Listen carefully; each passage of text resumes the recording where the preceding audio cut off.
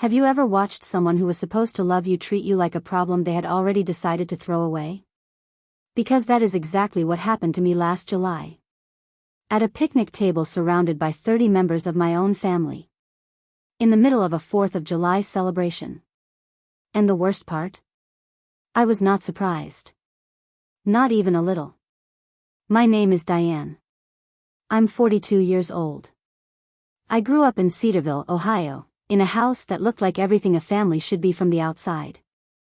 And on July 4th of last year, my father stood up from that table, pointed at me in front of every aunt, cousin, uncle, and in-law he had ever known, and said 6 words I had not heard since I was 16 years old.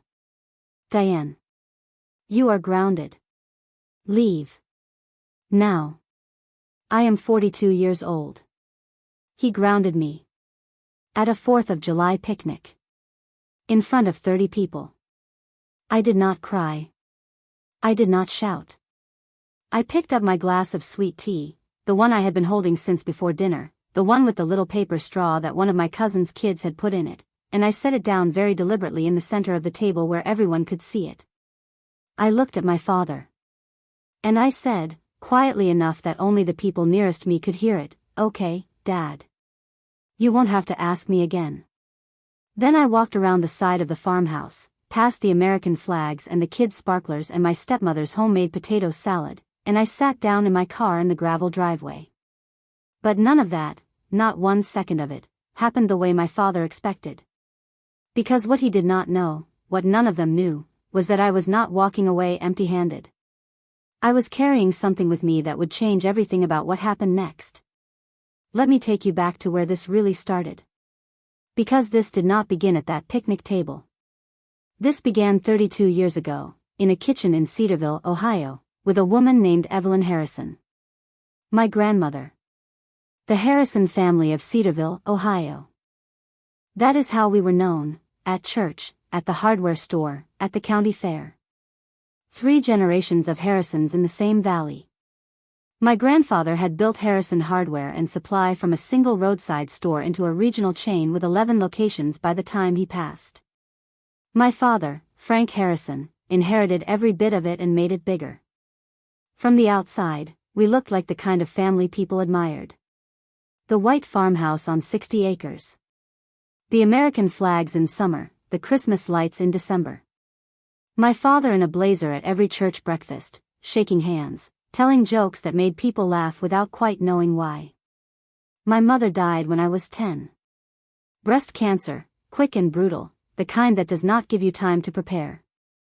I barely have memories of her voice, but I remember her hands. Always warm. Always reaching for mine. She used to rest her hand over mine when we read together on the porch swing. Like she was making sure I was still there.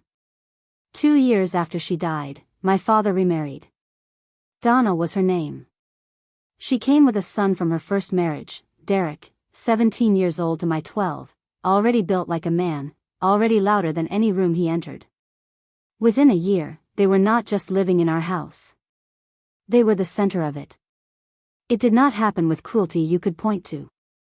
There was no Cinderella moment, no screaming, nothing you could take to a counselor and say this is the thing. It was 100 small replacements. Derek's name on the honor roll on the refrigerator. Derek's college applications on Dad's desk. Derek getting the new truck at 18, me getting his old one with 200,000 miles on it and a cracked dashboard. Derek learning the register, then the ordering, then the store accounts. Me learning that I was expected to help where needed and not ask for much in return. Dad never raised his voice at me. He just looked through me. Like I was a window he was trying to see past. There was one person who always saw me. My grandmother, Evelyn Harrison. Dad's mother. She was sharp and practical, with no patience for self-pity but all the time in the world for someone willing to work. She called me every Sunday without fail. She asked about my classes, my ideas, what I was reading, what I wanted to do someday. She would say, "Diane, you have your grandfather's mind and your mother's heart. That combination is rare. Don't let anyone convince you otherwise." She left me something when she died. Something none of us knew about until it was too late for anyone to stop it. But I am getting ahead of myself. Because first I have to tell you about the day my father reached into my mother's memory and took what did not belong to him. I was 22. Spring semester of my junior year at Ohio State. Business administration major with a 3.7 GPA. Summer internship lined up at a regional supply chain firm in Columbus. The future felt like a map I could actually follow for the first time. My father called me home for a family meeting on a Saturday in March. Those two words, family meeting, had never once meant good news. I drove home not because I thought things would go well, but because some small corner of me still believed that being present might matter. I found him in the living room. Donna in the armchair like she was holding court. Derek near the window with his arms crossed, already wearing the expression of a decision that had already been made. "Diane," Dad said, not quite meeting my eyes. "We need to make some adjustments as a family. Derek has been accepted to the Keller School of Business. MBA program. Full-time residential. It's a significant opportunity." I waited. "The tuition is considerable. We've decided the family resources should support that investment right now. Which means we'll need you to take a leave of absence from school for the time being." Donna smiled. "You're a smart girl, Diane. You can always go back. Derek's window is now." I looked at my father. "You told me Mom's life insurance would cover my education. That was the plan. You said it to my face." He shifted in his chair. His jaw tightened the way it did when he was being asked a question he'd already decided not to answer honestly. "Circumstances change. Those funds have been reallocated." Reallocated. My mother had taken out that policy 3 weeks before her diagnosis. She had told me about it once, sitting on the porch swing, her hand resting over mine. "Whatever happens, Diane, your education is taken care of." I made sure of it. My father had used her money to put Derek through business school. I did not argue. I drove back to Columbus. I finished the semester on my own, working double shifts at a restaurant on High Street. Then I quietly withdrew from school because I could no longer afford to stay. But I did not go back to Cedarville. I did not ask for a single dollar. I made a decision sitting in that apartment above the dry cleaner on Parsons Avenue. Cold, certain, final. This was the last time Frank Harrison would make a choice that determined my life. He thought that was the end of the story. It was only the beginning of mine. I built something in Columbus. Something quiet. Something my father would not learn about for years. And when he finally found out, standing in his own living room, with 30 relatives watching, it was already too late to stop it. Columbus, Ohio. 2005, I moved into a studio apartment above a dry cleaner on Parsons Avenue. The floor was uneven. The radiator banged all night. I ate rice from a $2 bag and peanut butter out of the jar. But I had something I had not felt in years, the specific quiet of a space where nobody was looking through me. I got a job as an inventory assistant at a regional hardware distribution company. Entry level, tracking orders, counting stock, staring at spreadsheets. I loved every second of it. The numbers made sense. They rewarded attention. They did not care whose father you were from. The owner noticed something in me after 6 months. He slid a bigger spreadsheet across his desk and said, "You have a head for patterns, Diane. You should be doing more than this." So I did more. I stayed late. I took free courses online at night: supply chain logistics, operations management, distribution optimization. Within 4 years I was managing procurement for the whole regional operation. Within 6, I started my own consulting firm. Summit Solutions, LLC. Just me, a laptop, and a rented desk off North High Street. I kept my name off everything public. No personal website. No LinkedIn. All business ran through the company name and my attorney, Carla Jenkins, a woman I had known since Ohio State who had become exactly as formidable as I always suspected she would be. Why the secrecy? Because I knew my family. If my father found out I was building something real, he would either find a way to claim credit for it or find a way to tear it apart. I wanted neither. Some people build empires to prove a point. I built mine in silence because silence was the only language my family had ever really taught me. And I had finally decided to use it on my own terms. Grandma Evelyn died in the summer of 2019. I was 37. I flew back to Cedarville for the funeral. Sat in the back pew of First Lutheran. Watched my father deliver a eulogy about a remarkable woman who had dedicated her life to family. He said it without a trace of irony. At the reception, no one acknowledged me. Which was fine. I had not come for that. 3 days later, I got a phone call from a Columbus attorney I had never heard of. Theodore Caldwell and Associates, Estate Planning. Miss Harrison, he said. I represent your grandmother's separate estate. She established a trust in your name approximately 9 years ago, with explicit instructions that no other member of the Harrison family be made aware of its existence. I sat down on the floor of my apartment. Right there on the hardwood. The trust contains $240,000, he continued. And there is a letter she left for you. He read it to me over the phone. His voice was careful and measured. Her words were exactly hers. My darling Diane. I know what your father took from you. I know about your mother's policy. I argued with him until I had no words left. He would not hear me. He never does. This money is yours, no strings, no conditions. Use it to build the life they tried to take from you. Remember what I always told you. You are not what they said you were. You never were. All my love. Grandma Evelyn. I sat on that floor for a long time. Then I called Carla. I'm ready to expand Summit Solutions, I said. By 2021, Summit Solutions had 11 employees and 18 clients across Ohio and Indiana.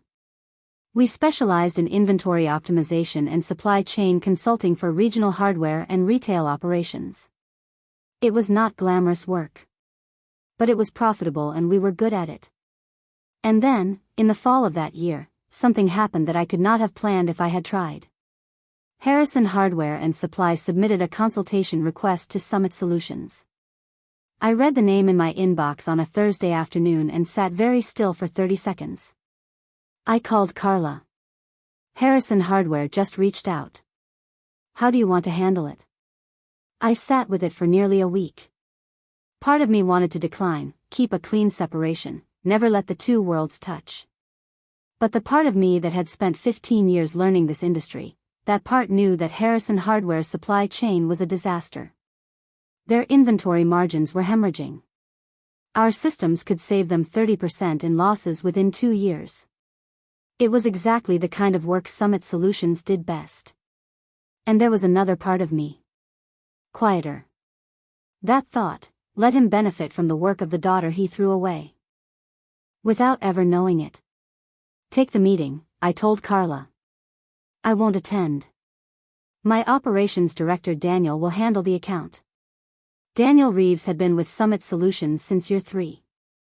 He knew the entire history. He signed every contract with Harrison Hardware, attended every meeting, ran every call. My name appeared nowhere in any document. Harrison Hardware became one of our anchor clients. We overhauled their ordering systems, renegotiated their carrier contracts, and implemented inventory controls that cut their overhead by a margin they had not seen in 2 decades. They were pleased enough that my father praised Summit Solutions by name at the Ohio Hardware Association annual dinner in 2023. Daniel texted me a photo of the program that night.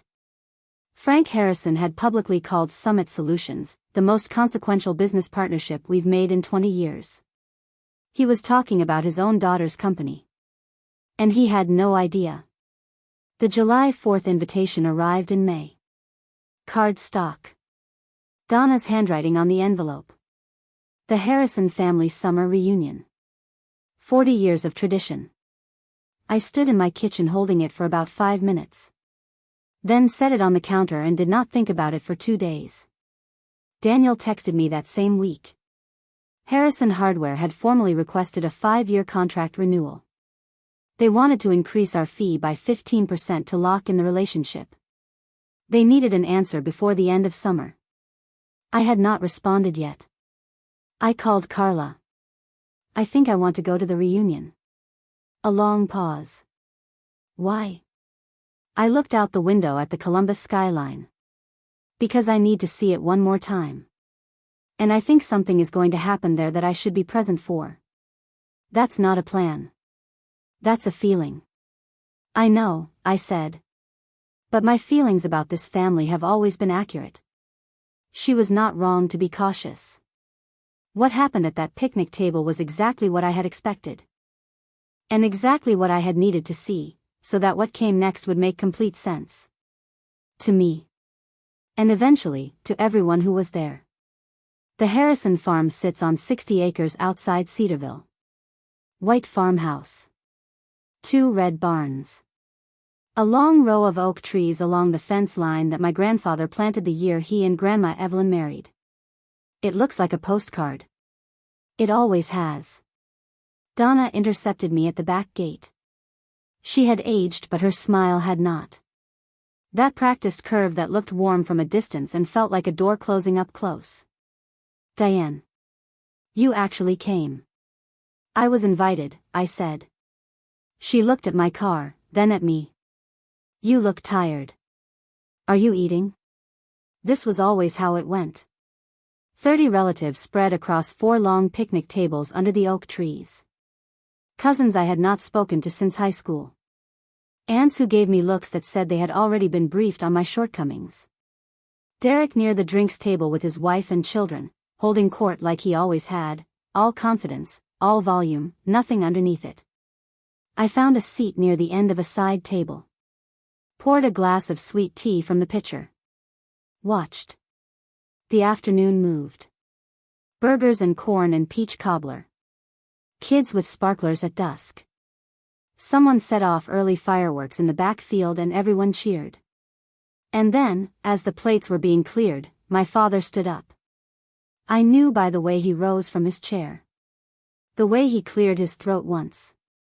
The way Donna folded her hands in her lap like she had been waiting for a signal. He looked down the table directly at me. And for the first time in years, really looked at me. Not through me. I have been patient, he said, his voice carrying over the whole yard. Long enough. There is something that needs to be addressed at this table. Diane. His voice went flat and certain. You have never contributed one thing to this family. Not one thing. You have made your choices, and they have been selfish ones, and I am done pretending that is acceptable at a Harrison gathering. You are grounded. You are not welcome at family events until you are ready to come back and act like a Harrison. 30 people went silent. He grounded me. At 42 years old. At a July 4th picnic. In front of 30 witnesses. Like I was a teenager who had missed curfew. I picked up my glass of sweet tea. Set it down in the dead center of the table where everyone could see it. Looked at my father across the whole gathering. And said, quietly enough that only the people nearest me could hear it. Okay, Dad. You won't have to ask me again. I stood up. Picked up my purse. Walked around the side of the farmhouse. Past the flags, past the sparklers, past my stepmother's potato salad. I did not run. I did not hurry. I walked, spine straight, 1 foot at a time. I had just reached my car in the gravel driveway when I heard tires crunching on the gravel behind me. And everything changed. A dark blue sedan pulled in behind mine. The engine cut. The door opened. A man in a summer blazer stepped out carrying a leather portfolio.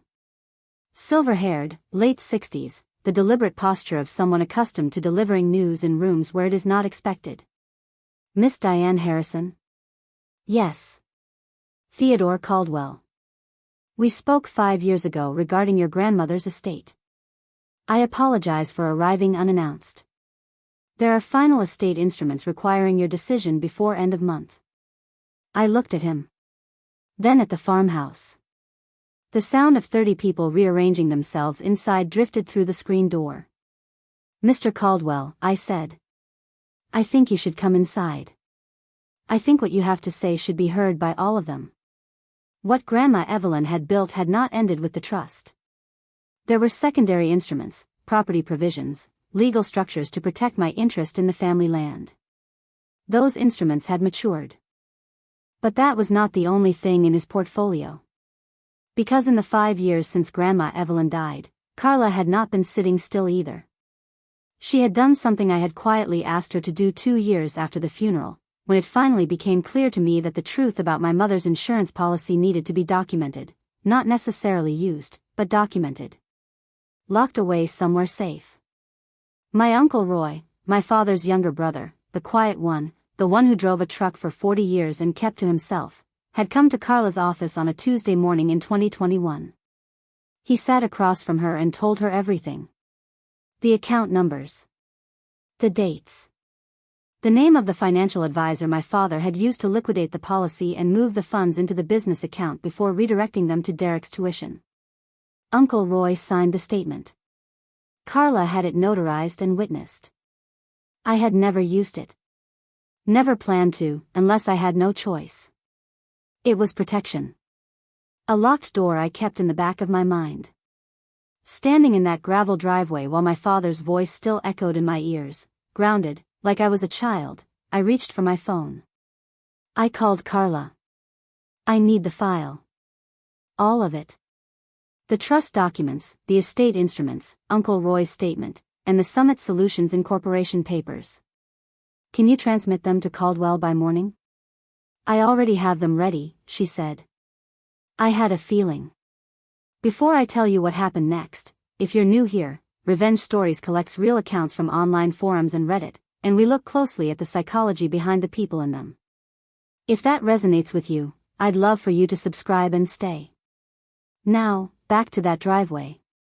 Mr. Caldwell sat with me on the porch steps for 2 hours while the rest of the family drifted inside and the fireworks started in the field behind the barn.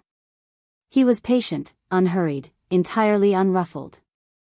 The particular composure of someone who has spent decades watching the fallout from family decisions. I told him everything. He listened. When I finished, he laid documents across the porch steps between us. The trust papers. The property instruments. The termination notice that Daniel had already prepared for Harrison Hardware's contract, which Mr. Caldwell also held in his portfolio, because Grandma Evelyn had structured her estate through the same firm that handled all Harrison family business filings, and that gave him a secondary connection to the company.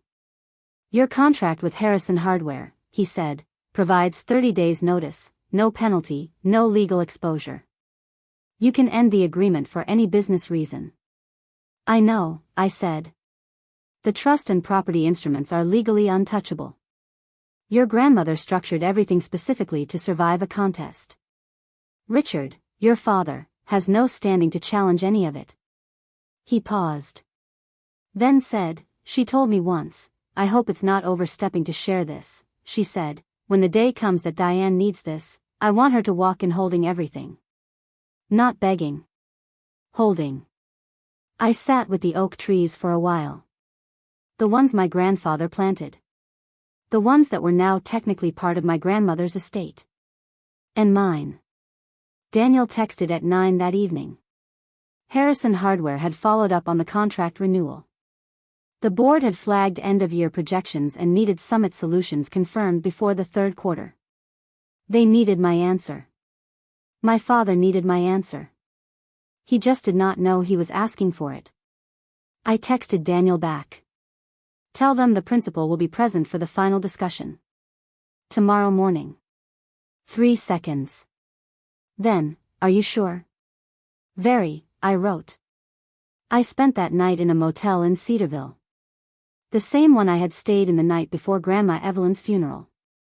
Same parking lot. Same vending machine humming outside the window. I did not sleep much. But what I felt was not dread. It was the particular clarity that settles in when you have been waiting for something a long time and you finally understand you are carrying exactly what you need.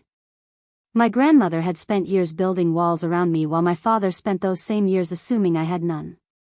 At 6 in the morning I was dressed. At 7 I called Mr. Caldwell. At 8 I pulled back into the Harrison farm driveway. Donna answered the door. Her face moved through 3 expressions: surprise, calculation, wariness, in about half a second. "Diane. I need to speak with my father," I said. "And I would like the family to be present." She looked at me. Stepped back from the door. The morning after a holiday always has a scattered quiet to it. Half-empty coffee cups. Someone's children still asleep in the back bedroom. The smell of yesterday's food. My father was in the kitchen. He looked up when I walked in. His face expected anger. It found something else. "We need to talk," I said. "All of you." He set down his coffee cup slowly.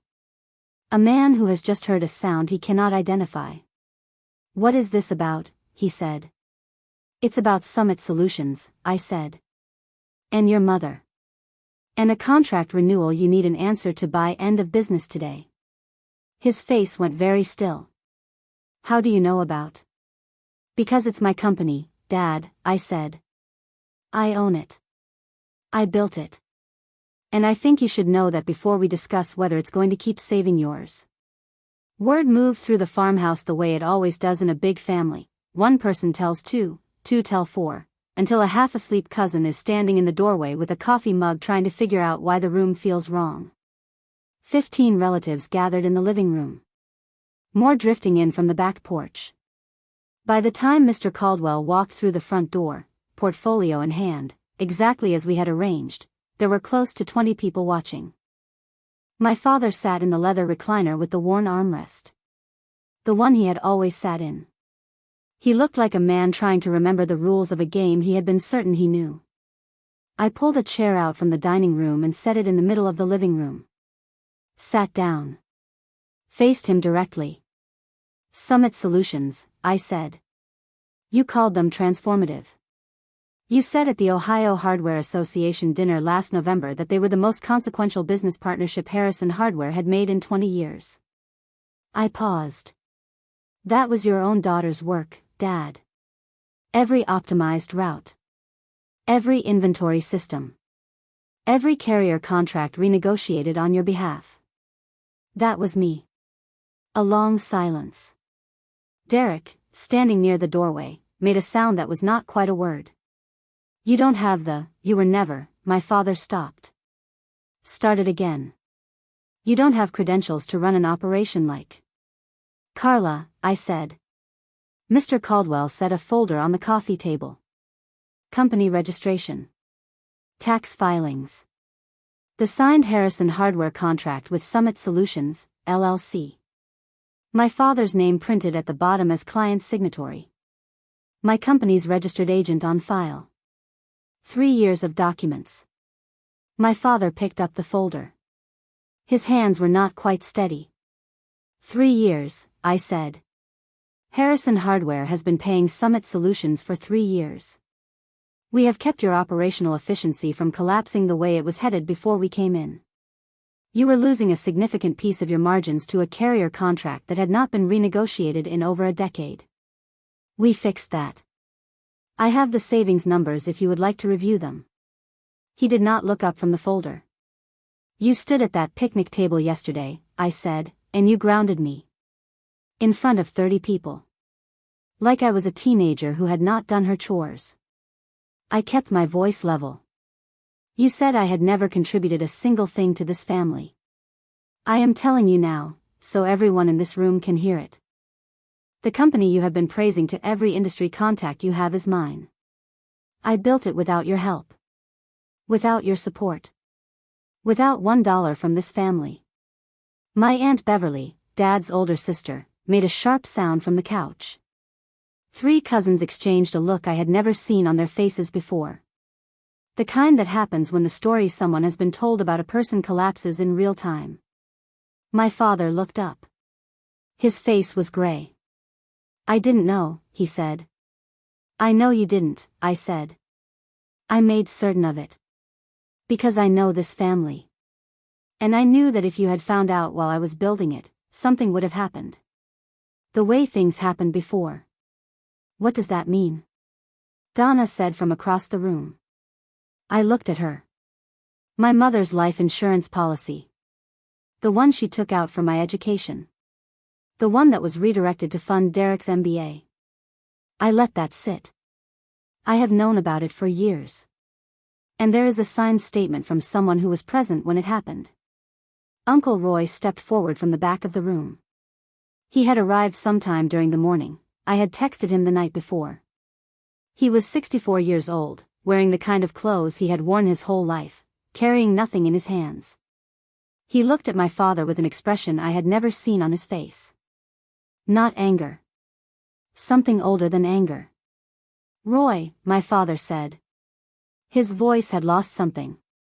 She deserved to know, Frank, Uncle Roy said. She has deserved to know for 20 years.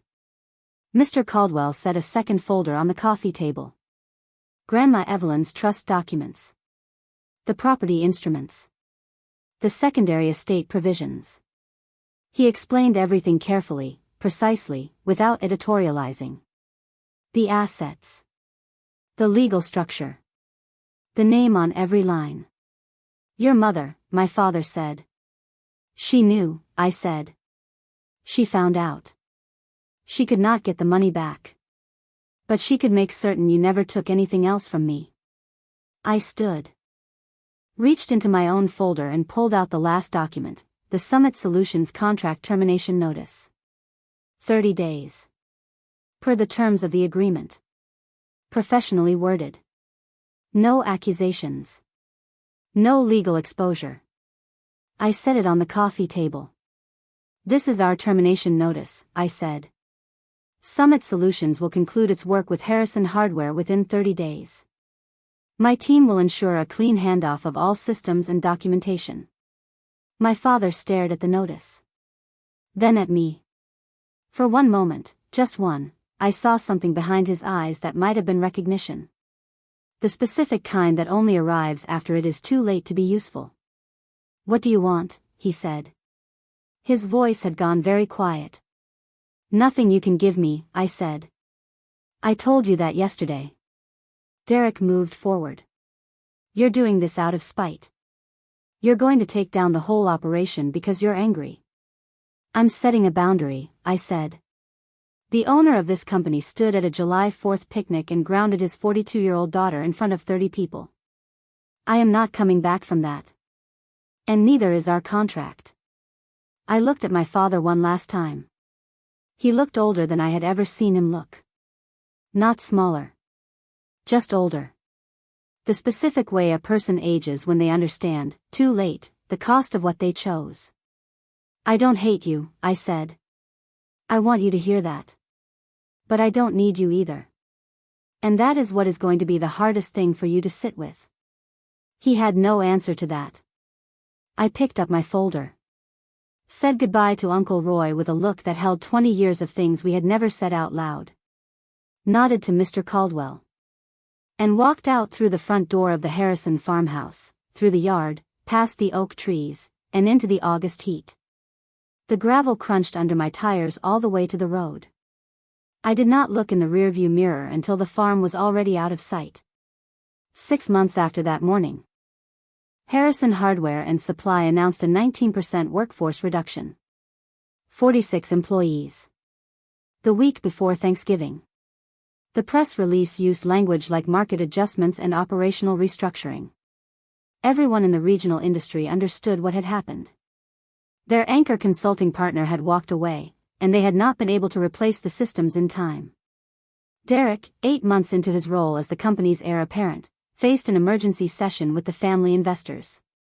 The projections he had built his vision around, the new locations, the expansion, had been constructed on an operational foundation that no longer existed. My father came out of retirement to help contain the damage.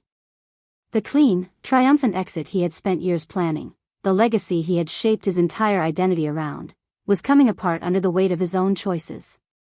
Word moved through Cedarville the way it always does. I said nothing to anyone. I did not need to. 30 people had watched my father publicly ground his adult daughter at a 4th of July gathering. When those same people learned she had been quietly running the company that kept his business operating, the story told itself. Uncle Roy called me in October. He told me everything: the policy numbers, the exact dates, the name of the financial advisor, the conversations he had overheard and stayed silent about for 2 decades. He told me he had been afraid of my father his whole life, and that he was sorry. She knew, Diane, he said. Your mom. She knew what Frank could be. That's why she set the policy up separately. She wanted it to be yours no matter what. Summit Solutions replaced the Harrison hardware contract with 3 smaller clients, more diversified, more stable. Daniel got a promotion. We moved to a larger office with windows overlooking the Columbus skyline. I started seeing a therapist that fall. Not because I was coming apart, but because I was finally ready to put things somewhere other than my own chest. She asked me, "Do you regret any of it?"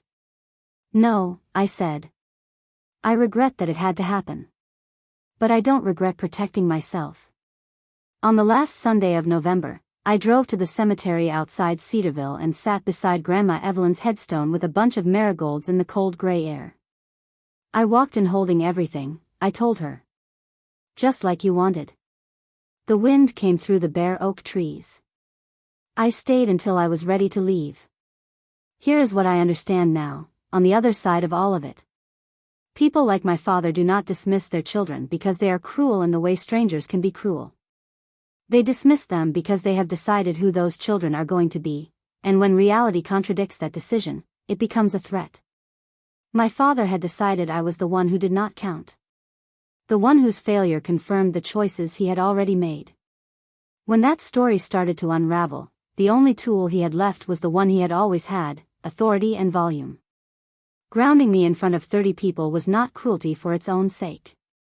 It was a man trying to reassert a script that had already been rewritten. Walking out of that living room did not feel like winning. It felt like setting something down that I had been carrying for too long. The relief was not triumph. It was weight finally lifting from my hands. Sometimes I think about that glass of sweet tea. The one I set down in the center of the picnic table before I walked away. I set it down carefully, deliberately, in a spot where everyone could see it. Because I knew, even in that moment, that I was not just leaving a picnic. I was leaving behind the version of myself who had ever believed that waiting patiently at that table was going to be enough. I keep one photograph on my desk. Grandma Evelyn and me at the county fair when I was 9. She is looking at the camera. I am looking up at her. Her hand is resting over mine. That is what all of it was for. If this story stayed with you, if you have ever been the one at the table who was told to sit down and be grateful, while someone else was handed everything you earned, I see you. I have been you. And I want you to know the other side of walking away is real. It is quieter than you imagine. And it is yours. Thank you for being here. Revenge Stories brings real accounts from online forums and Reddit, reshaped to protect the people in them, and we look at the family patterns underneath those stories. If that matters to you, subscribe and come back. Hit the notification bell so you do not miss what is next.